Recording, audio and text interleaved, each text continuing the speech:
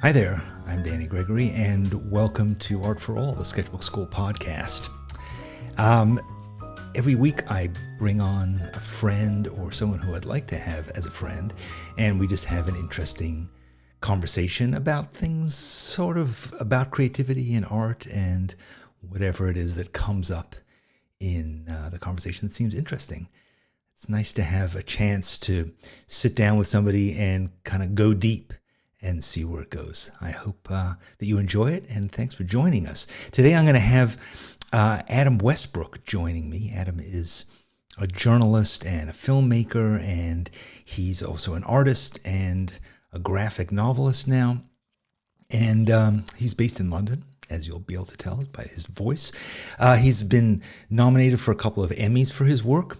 But what I really, the way I found out about him really is in part because he was a reader of my newsletter, but I'm also now a reader of his newsletter.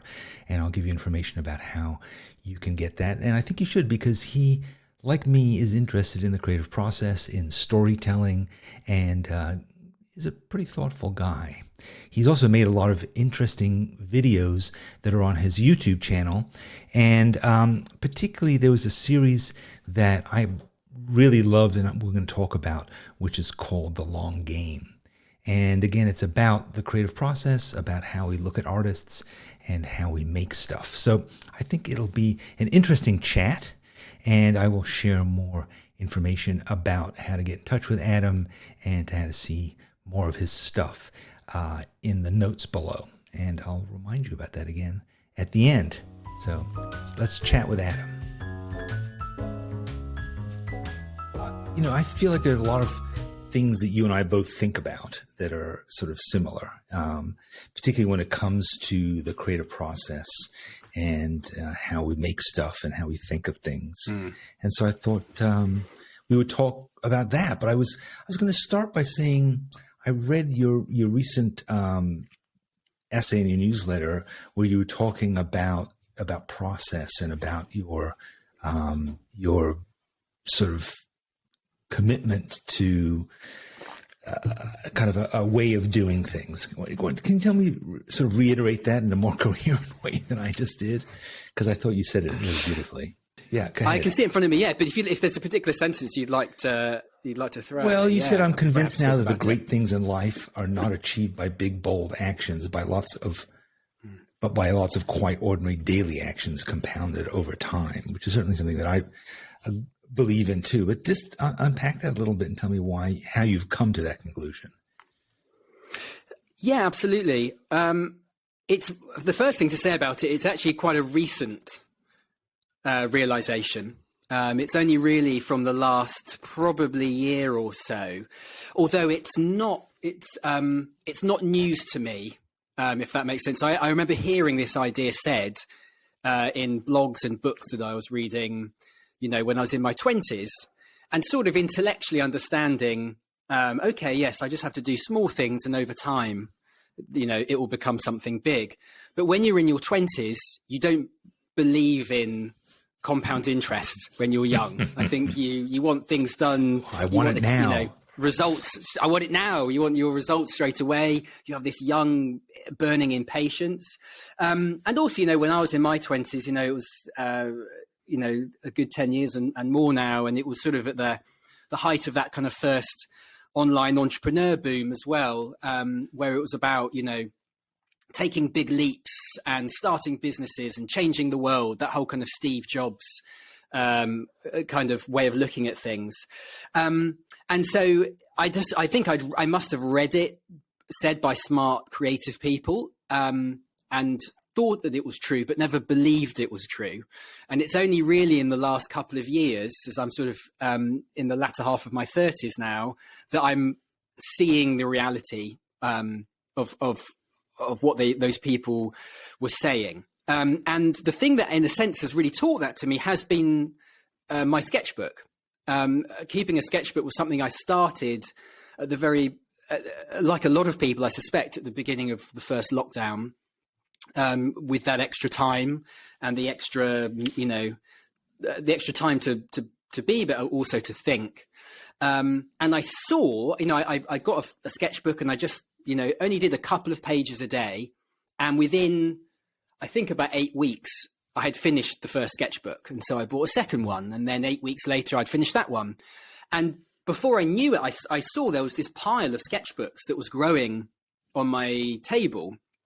And then did I sort of start to appreciate this power of this compound interest, because I was only spending maybe an hour and a half or sometimes 2 hours doodling away in my sketchbook. And yet there they were, the pages piling up one after another.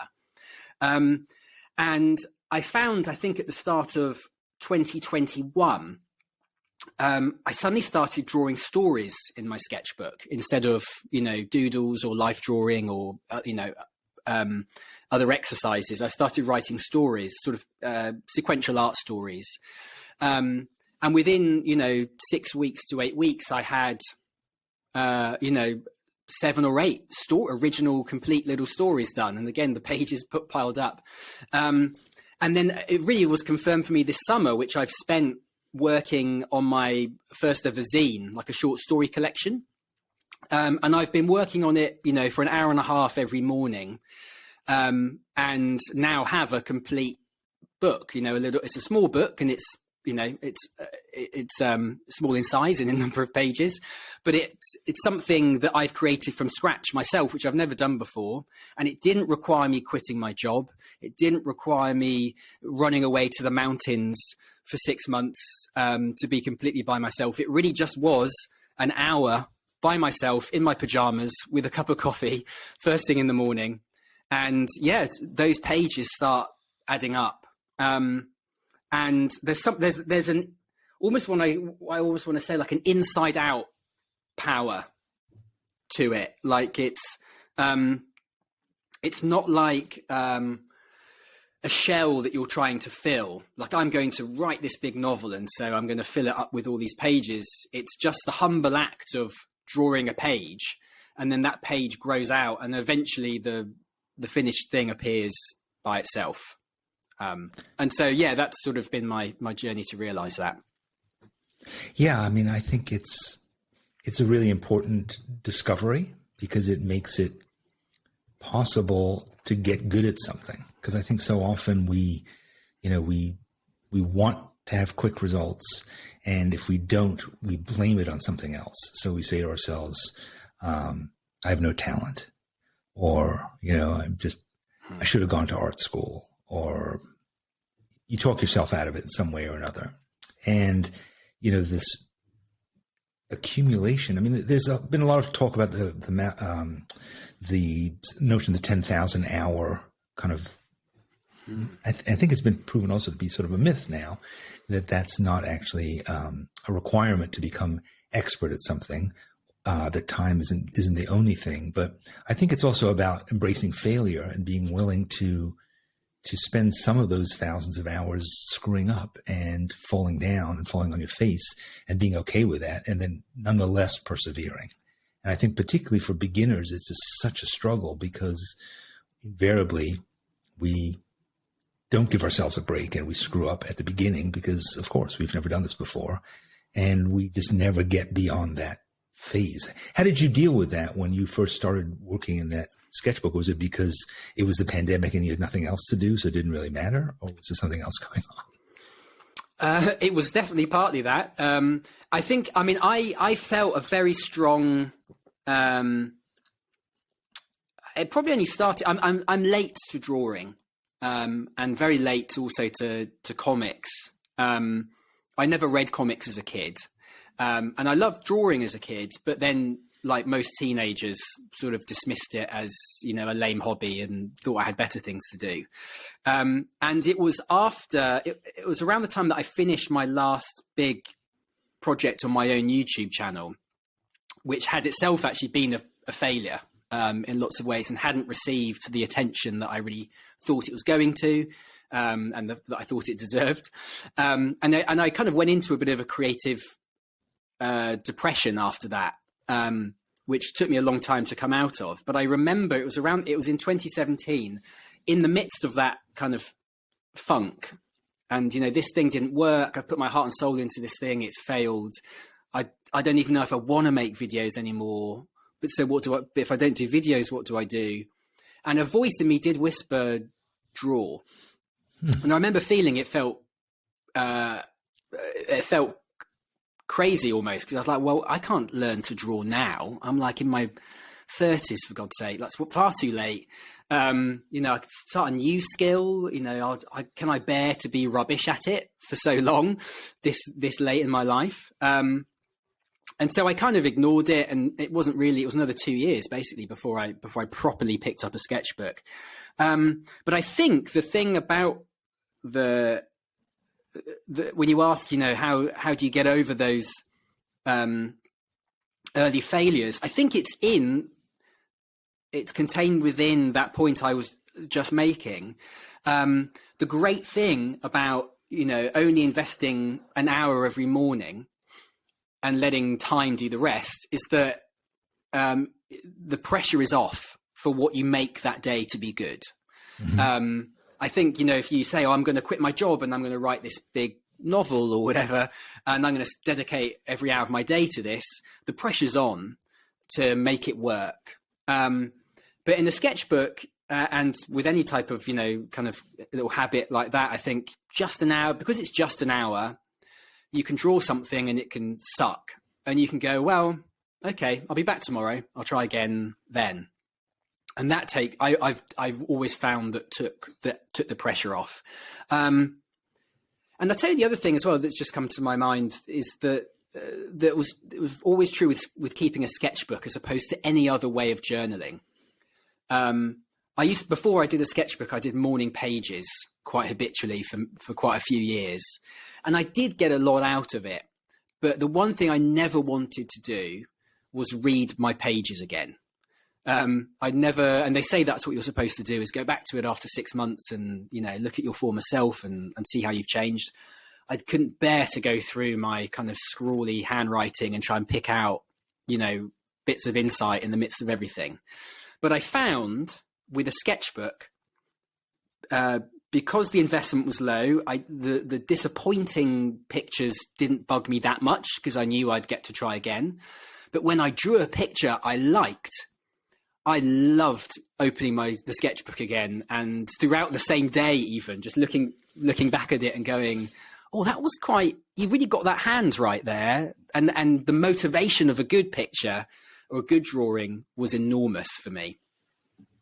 That is interesting. Yeah, I mean, I've had that experience. I mean, as you may know, I also started when I was in my late 30s, and I also, you know, went through the morning pages phase.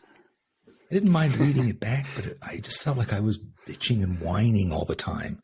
That's what my pages seem to be. Whereas I've found that in keeping a sketchbook and keeping an illustrated journal, that I'm actually much more joyous and more focused on making things that are beautiful and noticing beauty than I was when I was just, you know, half awake scribbling in a page. So that was definitely a difference. But, you know, I think that feeling of almost being in love with your drawing, it's like a feeling that you have about, you know, when you have a kid and they do something and you say, oh, that's amazing. Like and also the feeling of like, wow, I'm responsible for that, you know, and that experience where you do a drawing and you say, wow, like that's the kind of drawing, like I always imagined that one day I could do. Like, and it's a kind of a weird thing, like tuning a radio where you can kind of come in and you hit the moment and you do the drawing and then it can slide off the frequency again in your next drawing. It's not necessarily a guarantee that your next drawing is going to be good or that you're going to feel good about it. I think that's really the most important thing, you know, because I think our ability to judge what we're making when we're making it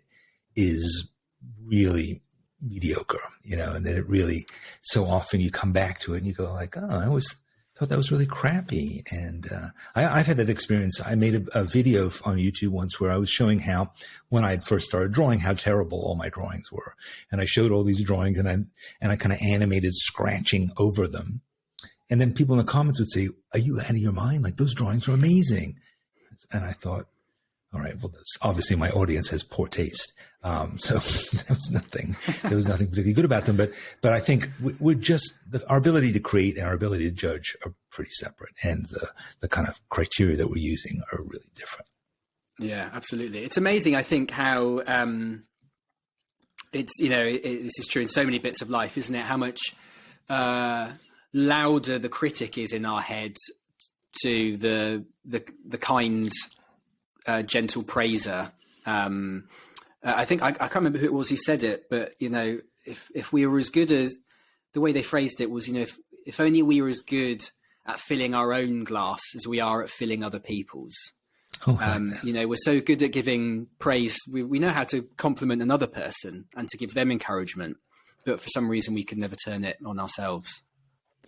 I think there's also a feeling that if we are self-congratulatory, that will kind of limit our progress. That we somehow need a sense of failure to push us to keep going. Whereas if you go like, God, I'm so great, then you don't try, push yourselves like having. I mean, I think, quiet, I think like a private congratulatory thing is brilliant. I think, just that quiet, like, yes, exactly. I did a really good job there, and it's quite motivating. I mean, I'm saying all this. I do not consider myself, among, I don't count myself among the professional artists or people who've been studying it for years. I know my work would pale in comparison, but in terms of the pleasure it gives me, and how much it impresses me, that's sort of enough. So you started this system, you talk about it in the newsletter, where you say every morning at 7 a.m. I sit down and I draw for a minimum of 1 hour. And you've been doing this for a couple of years now, and you've filled lots of sketchbooks. You've done a lot. It seems like by sticking to that kind of regimen, you've really managed to get somewhere interesting. Yeah, I mean, I think my tally, all the sketchbooks are down behind me. I think I got to 12 sketchbooks, and then I started working on this short story collection. So it's the other way I've counted it actually is in stories completed, and I think I think maybe I've done 17 now in the last 18 months, and so. Numbers sometimes help. You can keep a little tally of them, and again, that's another way of. I mean, that's the great thing about a sketchbook, right? Is you see them pile up, and that in itself is motivating. Yeah, you can see my shelf is always your shelf. Right behind. I haven't got a whole shelf yet. That must be very motivating to see all of those. Yeah, I mean, I think the interesting thing about habits, it's like you feel like you don't want to break your streak. Right. I think that's something you see a lot in apps that are used to motivate you. It's like they'll tell you how many days you've been dieting or going to the gym or whatever it is. And it's, and I think, look, it's in a way, it's sort of ironic that this is a revelation that's come to you, because you made the series of videos called The Long Game, like 8 years ago, I think. Which was in a way saying the same thing, right? Which was the message was, you might start late, you might take a long time to get there. We don't really acknowledge the fact that even people like Leonardo da Vinci, was not a success out of the gate, and that he was in his mid 40s before he actually did something that was worthy of note. So, you knew that back then, but it took a while for you to kind of to really soak in. I know. I've never been a good follower of my own advice. Although, yeah, I mean, the other point that was in the series as well, in the video I made about Van Gogh, was this sort of idea of work being autotelic, which is to say the reward or the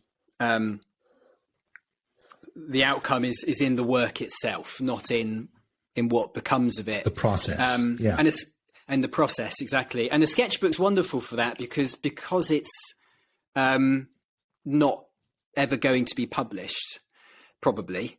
As you're making it, you're free from any thoughts about external reward from doing this sketchbook. And that was something I struggled a lot with as a YouTube creator, was balancing what I wanted to make against what I thought other people wanted to see. and also in judging my own work, not by its popularity, but by, you know, how much pleasure I took or what I learned from making it. All of those videos, I think, were memos to myself that I needed to hear right then. I mean, the first one about Leonardo da Vinci, I remember I made it when I was turning 30, precisely because I was panicking that I had achieved nothing in my 20s. And needed to find some way to justify it to myself.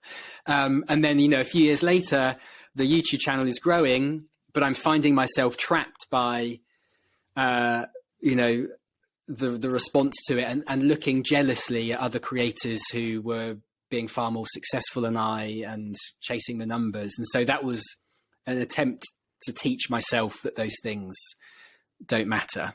But I think, you know, it's hard when you're on a social media platform, as you know, when the numbers are right there in front of you and the comparisons are right there in front of you as well. It's hard. It's a lot harder to ignore the external validations, which I think is perhaps why I found, you know, not only a sketchbook, but also a zine, which is this kind of, you know, the anti-social media, you know, a printed zine that's like impossible to promote or go viral. I found almost a solace in those mediums that just can't be touched by external validation. It's interesting because you talk about, in that series, you talk about youth being really the issue.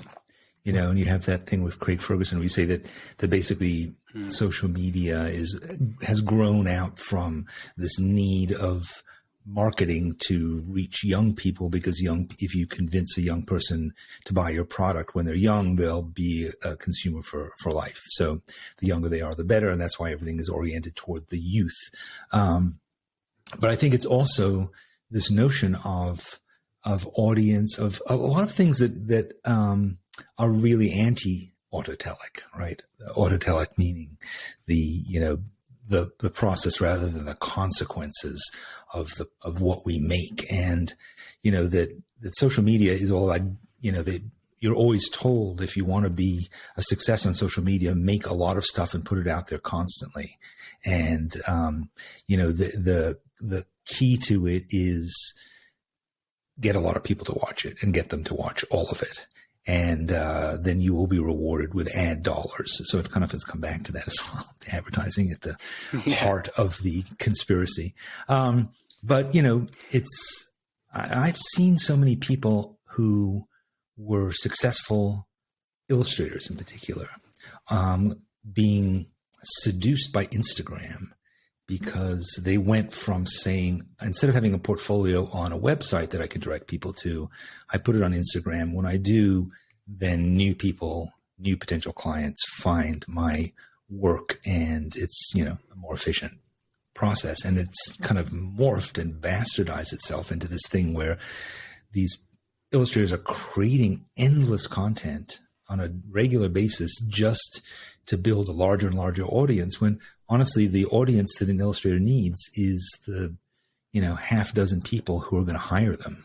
They don't need hundreds of thousands of strangers. It's irrelevant. But it's, again, everything has become distorted. And I know a lot of illustrators who are spending their time making free art for strangers, and it has next to nothing to do with it. Now, for you, you're a journalist, you're a filmmaker.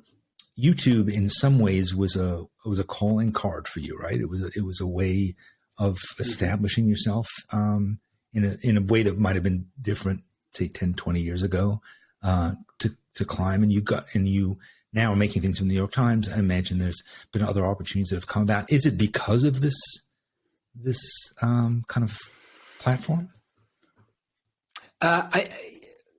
Directly, yes. I was on YouTube in a previous age, which I don't think exists in the same way now. I have a habit, it seems, of joining a platform and then leaving it just before it becomes this kind of life-changing thing. What platform are you on right now?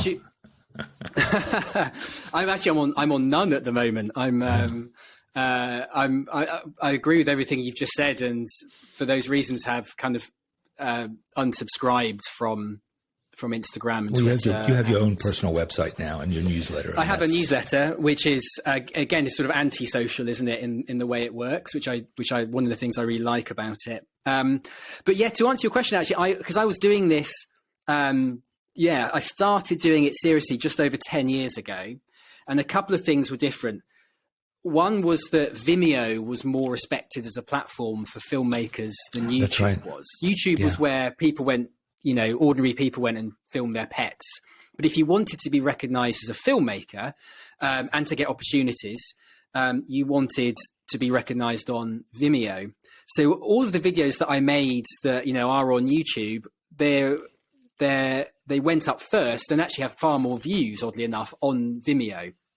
And for me back then, it wasn't about, getting picked by the YouTube algorithm. It was about getting something that was called a Vimeo staff pick, which was when a human being who worked at Vimeo would pick a video that they liked and then promote it on the page. And if you got a staff pick, it was, the bells ringing because you get lots of attention.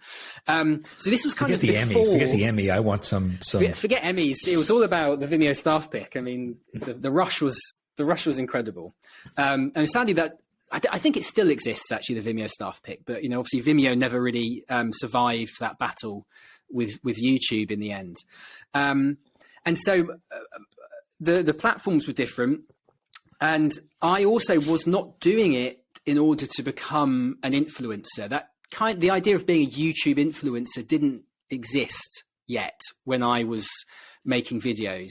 My intention was to get better at making videos. I wanted to be really good at visual, and I still do, because I've not got there, but I still want to be really good at telling visual stories that entice people and are beautiful. And I was and am still driven in trying to understand the kind of film form, and how do you not just say, get someone to understand something by saying it in a script, but how do you do it through the juxtaposition of images to make them kind of feel what you want them to feel? That was my obsession when I was making these videos. And each video got made really because I was trying out a certain idea, or I wanted to test. I wanted to, what can I do if I use archive material and do something, and then that's how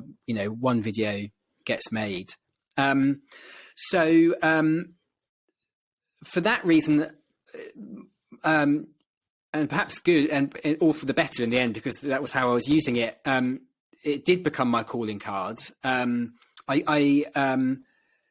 I first did some work for Fusion, which is an online network in the US. I made some videos for them.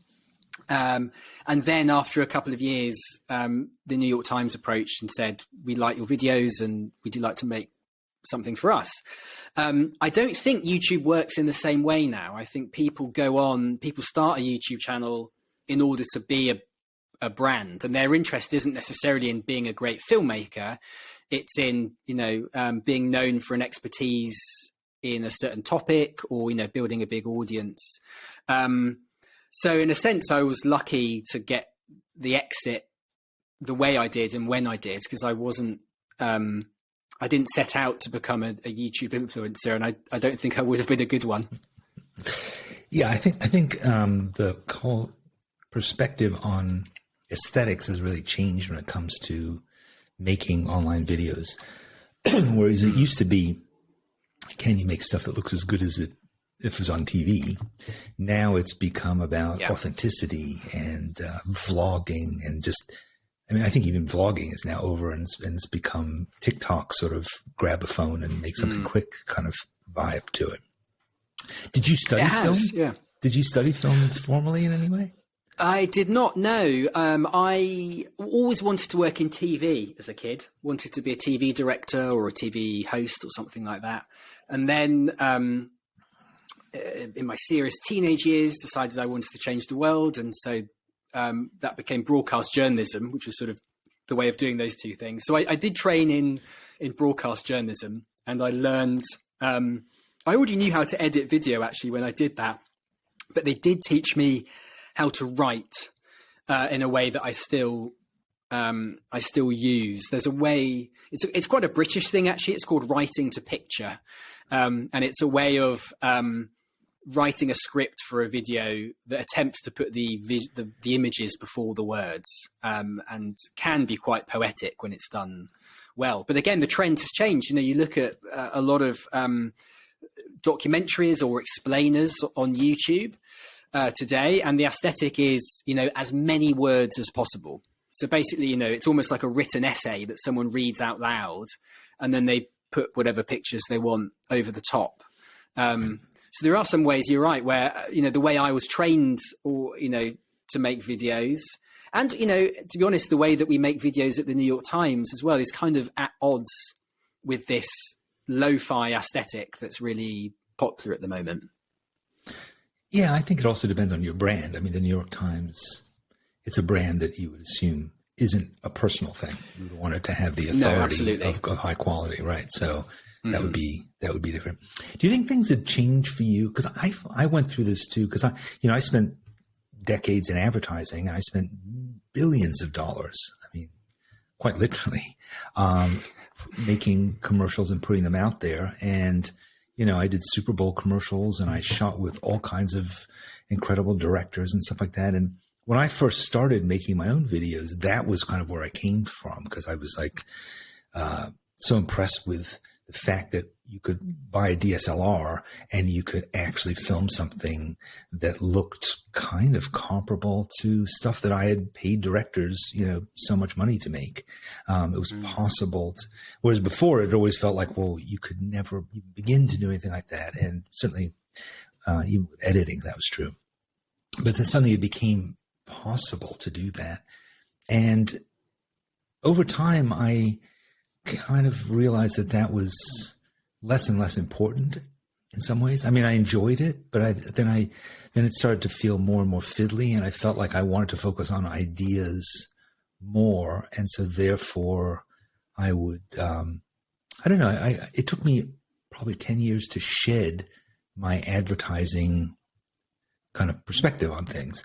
And I wonder for you, because, you know, you went from making your films to being paid to make them, and to having all kinds of professional standards wrapped around them, to now the stuff that you're spending your time on and making is non-professional. And I found that I did the same thing, where I started drawing in a sketchbook when I worked with art directors and illustrators who, you know, made really beautiful things, and I was making these kind of crude things, but making them by hand, making them personal, and making them in such a way that they couldn't be business. They couldn't make money.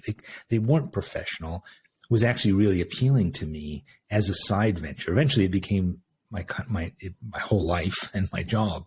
But I wonder if you're going through that sort of similar thing, where you're making these sort of things that, unlike the New York Times videos that are going to reach, you know, millions, you're making zines, and you're hand drawing things rather than filming things with a crew. And, you know, do you see that kind of a thing going on, a balance like that? Absolutely. I've been thinking a lot about that actually, over the last year or so. I really get a lot of joy out of a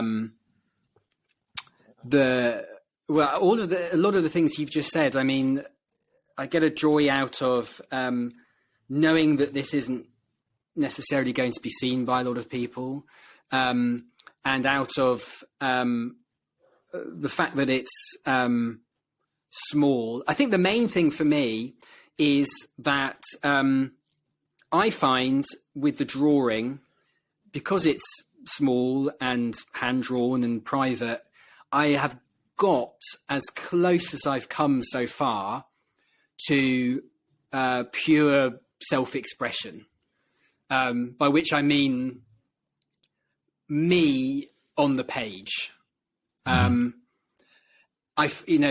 the work at the New York Times, yes, it's seen by a lot more people, but it's so collaborative. There's half a dozen people at least, sometimes more, who work on a video. And of course, it has to fit within the expectations of the New York Times brand. That even if it's my idea or my argument, or I'm, the director of it, it never ends up as having my stamp on it, as feeling like it was authored by me. And I'm okay with that. And so to have this private place where what I make is just for me, it's allowed me to get closer, I think, to figuring out who I am inside. That's been a bit of a journey for me. I think because I'd hoped that was what the YouTube videos would do for me as well, was, help me discover what my voice was or what my style was. And in the end, I became, as I said, so obsessed with what other people wanted or what was popular that I drifted away from that. And I found in that period between stopping those videos and starting to draw, I was really scared, that that I'd lost touch with my voice, that I couldn't hear who I really was or what I wanted or what I had to say. And just the quietness of the page every morning has slowly, I think, given my inner, the inner artist or the inner child or whoever it is inside, the confidence perhaps to believe that it's being seen and heard again. And because I don't have to show my stories, I don't have to run them by anyone. I don't have to run the dialogue by anyone or any of my choices by anyone. I'm finding that they're reflecting my true self more than anything else that I've made before. And what I try to do when I make them, a rule I try and give myself, is not to second guess myself, and also not to seek external opinion on any of my choices. I'm sort of, if I come up with a composition for a panel and I'm like, is that good? I'll just go, do you know what? It's fine. That's what I came up with right now. So let's just roll with it and see if it's any good. Right. And then, you only really know once the thing's finished if you made the right choice. But just trusting my gut, trusting my taste a lot more. It's had me wondering whether taste and your gut, they get good through use. You get a good taste through testing that taste quite often. You put your money down on something and either it's a good idea or it's a bad idea, and then you find out and then you learn and you grow from there, rather than seeking opinions from a committee of different people. So yeah, absolutely. And I guess the question that your question has me wondering is, where do I allow this to take me? Because I am in quite a nice sweet spot at the moment where I'm making these things kind of privately and getting joy out of them and discovering my voice. But I do think I'm realizing I do want them to have an audience of some kind. Like I sort of wonder if finishing a story is only 80% of the job, and then showing it to someone else is what completes the loop, completes the circuit, having your art seen by someone else. Because again, it's only then that you can discover whether your decisions were good or not. But then, there's a spectrum, isn't there? And there's might become one day the opportunity to make this something that becomes a living. And I don't know whether I would do it or not, or whether I'd be scared that I would lose this, lose what I'm discovering. How's that been for you? Have you found as drawing has become more of your, has become your business and your full-time job? Has it been harder to kind of keep the joy and to keep, an eye on your authenticity and your voice? Well, they say don't marry your mistress, so which isn't universally true. I know a lot of people marry their mistresses, but yeah, the idea that you have this sideline, or what used to be known as a hobby or a pastime, and it was a perfectly legitimate thing to be a Sunday painter, or to write poetry, on the train.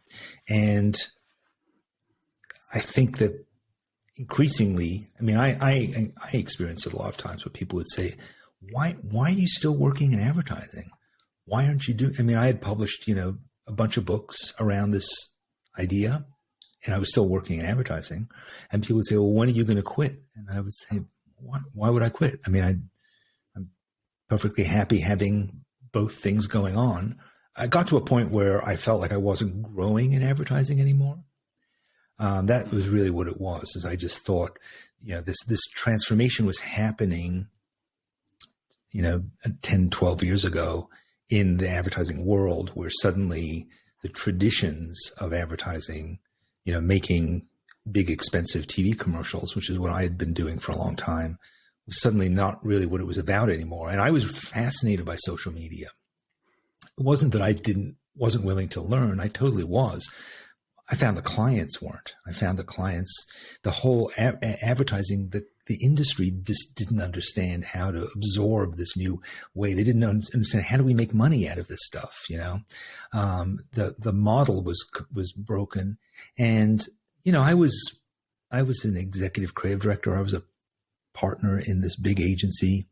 So, to some extent, my economic future was tied to this, but I also thought, I can see it. I can see what is supposed to be happening here. And it's going to be, I'm not going to be able to make the change. I'm not going to be able to grab you by the scruff of the neck. It reminded me of when I first, in the mid 90s, I was working for IBM, and I made my first websites, like business related websites. And I went to other people in my department, and I would say, like, this is really fun and cool to do, to write websites. And I was writing for the first time, writing in hypertext. So I was like, look, you can write this thing, and then you click a link and it takes you to another part of it, and you can create all these different things. And it's like writing for a magazine instead of writing for just a print ad that everybody's, going to scrutinize. It's really amazing. And nobody's paying attention. So you can go in and do all kinds of things. And people would say, but can you win awards for it? And I said, I don't know. I don't think so. Can you laminate it and put it in your portfolio? And I said, I don't think so either. So people weren't interested because they couldn't see where it was going. And so I was frustrated at that point. And then, of course, it became a specialized thing. So I just saw changes happening in the business that I had been in for a long time. That was more of a motivator for me than anything else. I also felt that I wasn't meant to make money being an artist, really. And I still haven't. I don't make a living being an artist. I make a living by encouraging other people to make art, which is a different thing. So I say, look, here's I'm more like sort of like a minister or a priest, saying like, here's this incredible thing that you can do that will make your life better. And I'm devoting my time to doing that. But making money around it is not going to make you happier. You might need to make money in order to buy time, but there's a lot of ways to buy time, and you don't need that much time, as you yourself have discovered. An hour a day, and there's so many ways that we waste an hour a day.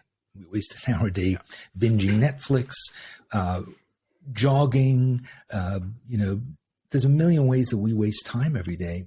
But here's a way of spending time that enriches your life, that enriches your experience of your living, that is fun, is beautiful, is endless. I mean, it's a lifetime of learning, making art. It never stops.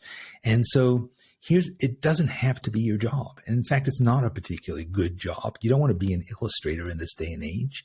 What do you want to do? Do you want to start teaching a course online about how to?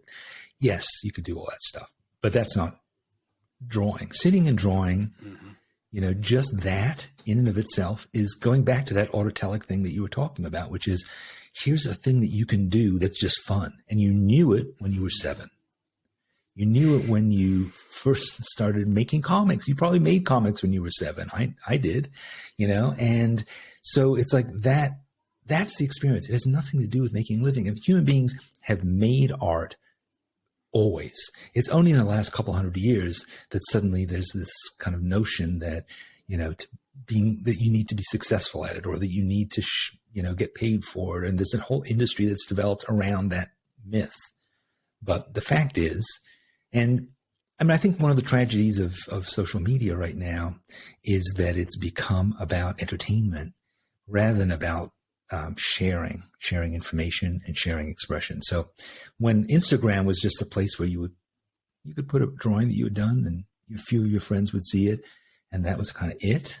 That was motivation enough. I remember when I first started learning to draw on the iPad, and I decided I was going to draw a dog every single day and post it just to keep me motivated. And I did about like 120 dogs, and I learned how to use the iPad. And, people liked my thing, people commented on it, but that wasn't why I did it. I did it because I needed to have accountability.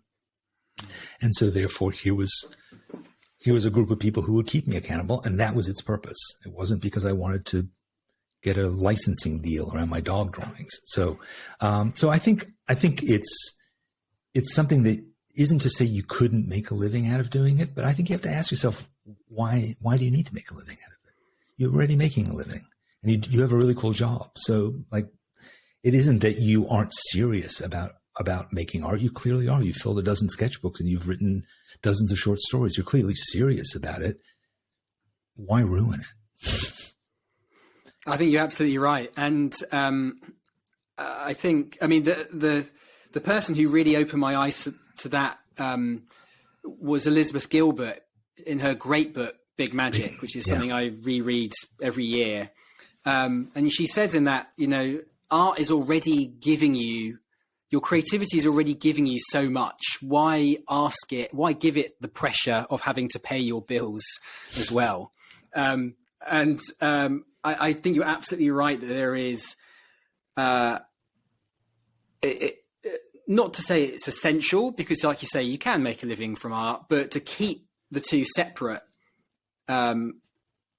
is to protect the art, I think, from, those commercial pressures and just the external pressures. But it goes to show, doesn't it, that, how much we have in the last half a century or perhaps more, dismissed the hobby as a valuable thing that people do. And how we believe now that something is only valid if it's something that we do. It's our job. And what do you do? We forget, what do you do? Yeah. And we forget all the other ways in which activities can enrich us. I absolutely feel that I live right now a really rich existence because of this hobby. That doesn't make me anything, but I feel so much more connected with my real self.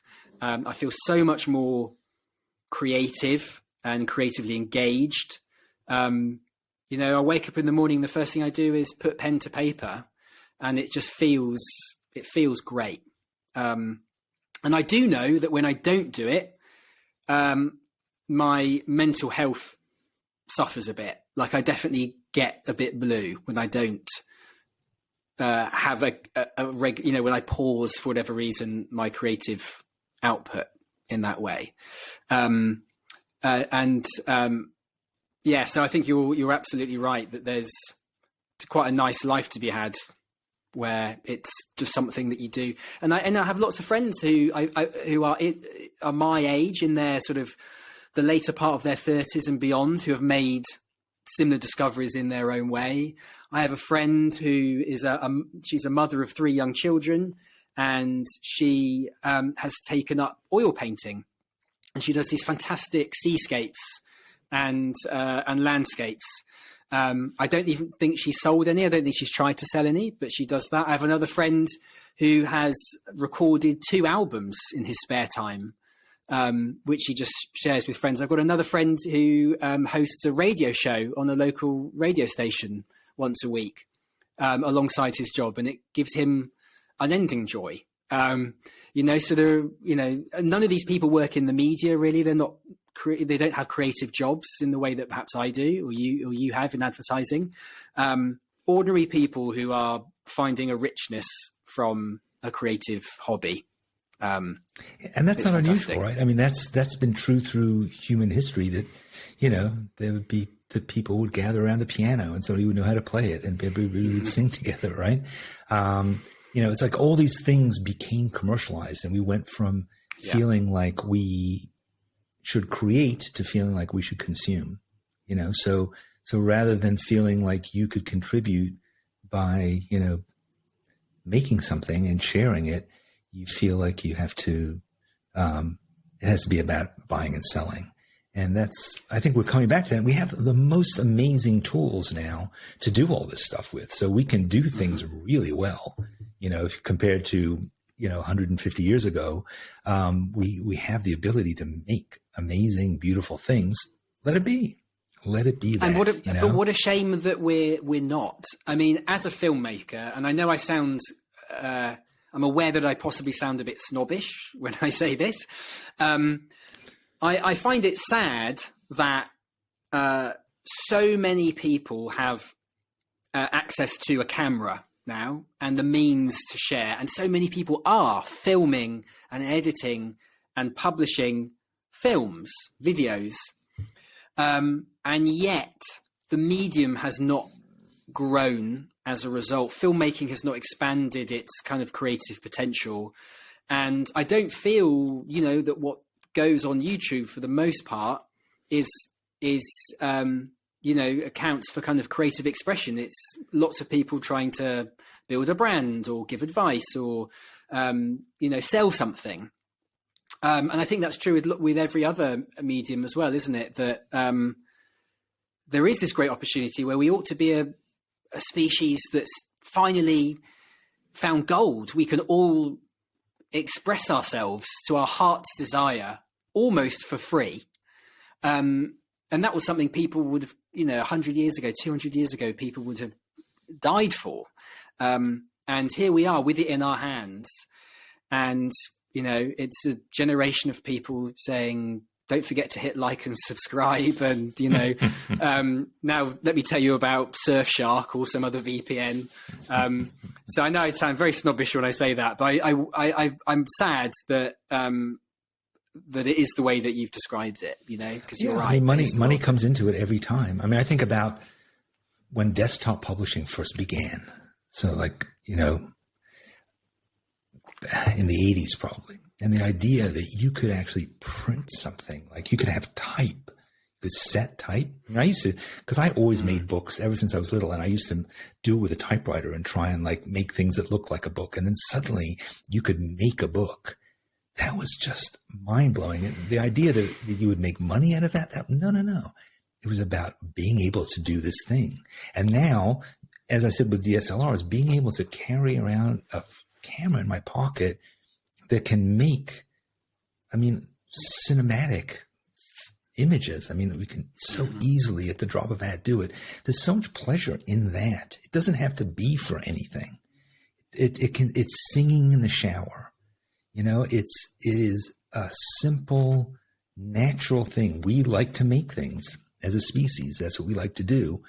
Mm-hmm. And going back again, this autotelic idea, it's a shame that it's such a big word because it is so essential. And you made this video you talk about with Van Gogh, like why did Van Gogh carry on? Why did he paint 1,000 paintings if he never sold them? Why did he continue?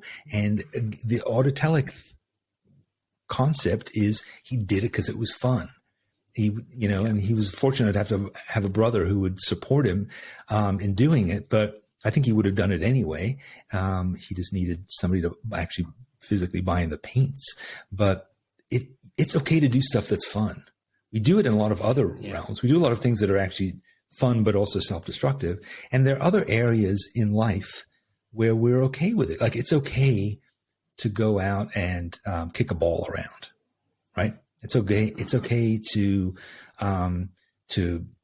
get a recipe and cook a dish. There's a lot of other ways in which we can just do stuff because it's fun, because it's interesting. It's okay to have some tools in your garage and make a bookshelf. That's okay. Like, you don't have to become a professional carpenter. You can just do that thing. So, but when it comes to art, the possibility of making money out of it, suddenly it ruins everything. It just does.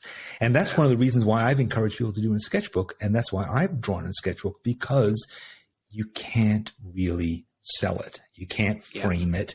It's your private space. It's your private creative space. And it kind of takes that whole thing out of it, because galleries can't show sketchbooks. So too bad you can't do it. And then suddenly you're not, it's like playing a sport that nobody wants to endorse. If you become a pickleball professional, nobody wants to, of course. Well, that's what I love about zines, is because they're so, impossible to, they're antiviral. They can't be easily shared. The zine culture, of the 90s was really about people just photocopying, 30 pages that they quickly drawn and handing them out to friends. There was, a really kind of anti-promotional culture about that.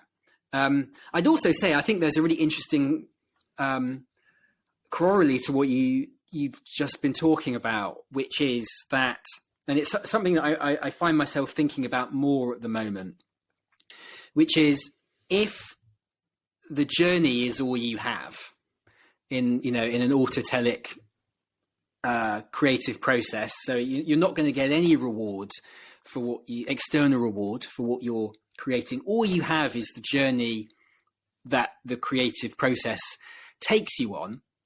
I think that's a really exciting encouragement to make that the most exciting journey you can.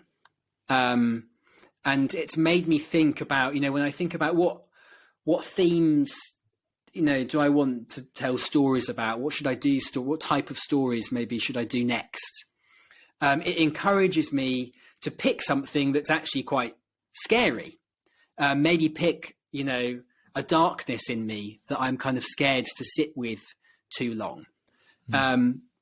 Because what that will guarantee is that the journey will be quite a roller coaster as you explore this through your art.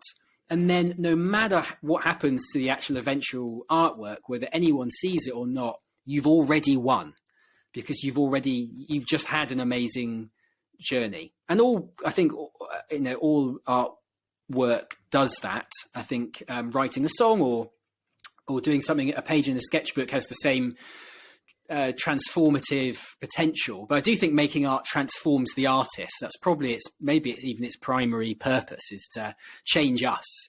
And thinking about, bearing the autotelic concept in mind and just letting the work itself reward you, it feels like quite an exciting, call to set yourself up for, an exciting journey.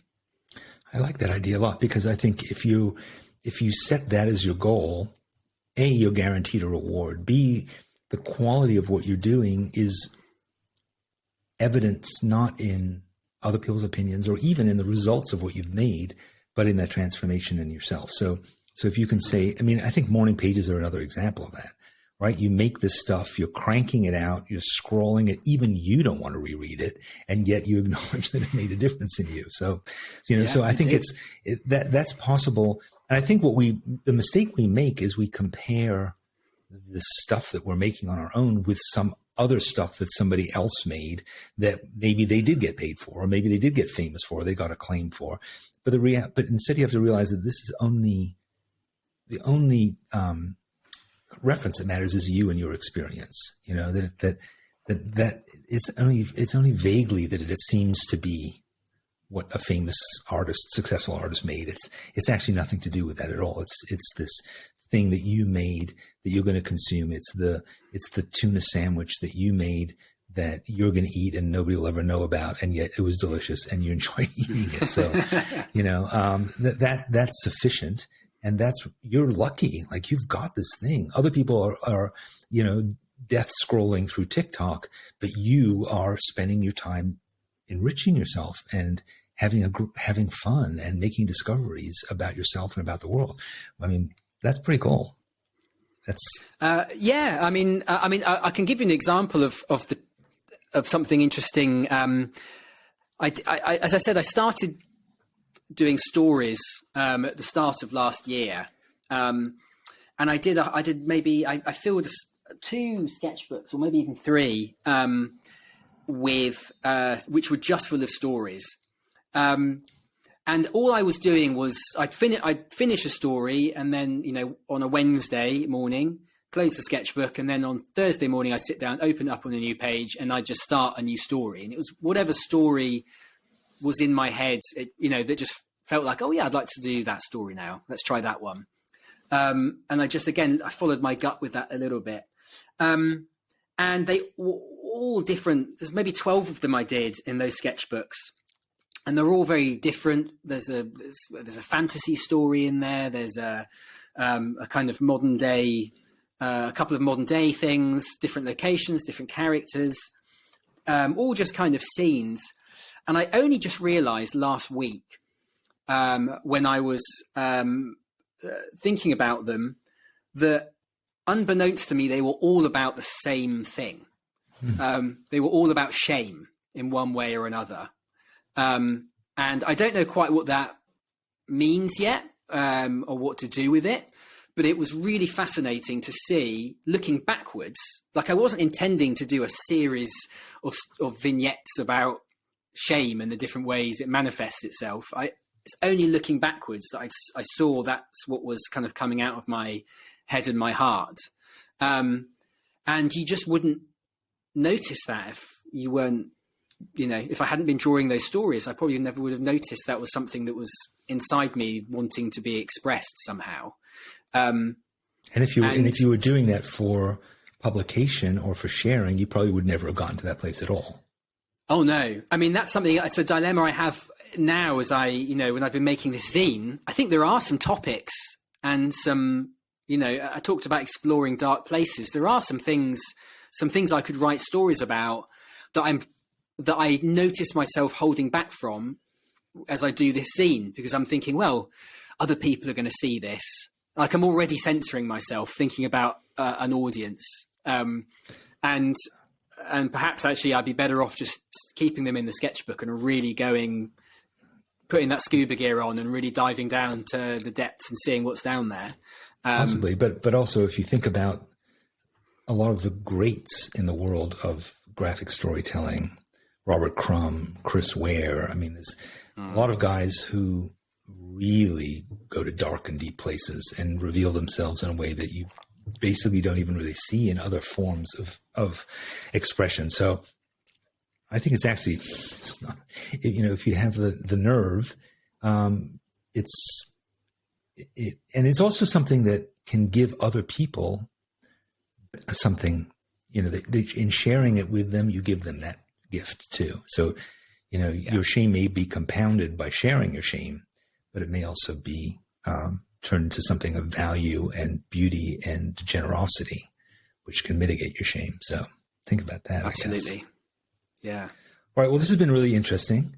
Thank you so much for chatting with me today.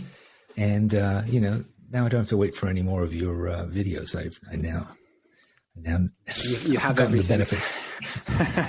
Well, no, I enjoy your newsletter and seeing because you've written a whole series about storytelling that's really interesting. You also share some of the graphic novel work that you're doing, and it's just nice to see your process coming out there for nothing really. You've said it a couple times in your newsletter, like, I assume nobody reads this, and therefore, but I'm still doing it, and I think that's good and probably not true. So. Not many people, but I still enjoy it. All right. Well, yeah, thank you, Danny. I've really enjoyed the conversation. Thank you so much. Great. Well, that was an interesting chat with Adam. If you'd like to see some more of his work, you can check out his YouTube channel and or Vimeo channel. I'll put the links down below, and also his newsletter, which I think is really thoughtful, and that's kind of reflective of where he's at now. And you can also see some examples of his graphic storytelling. And he really goes deeply into what his process is like and how he's coming up with these ideas. So I think he is a really interesting person. I also like his work that he does on the New York Times. He's done a lot of videos. He's done some stuff with a British comedian that's really great. And it was great to talk to him one-on-one. And it was great to have you along here with us. This is Danny Gregory, and I'll see you again next time for another interesting conversation here on Art for All.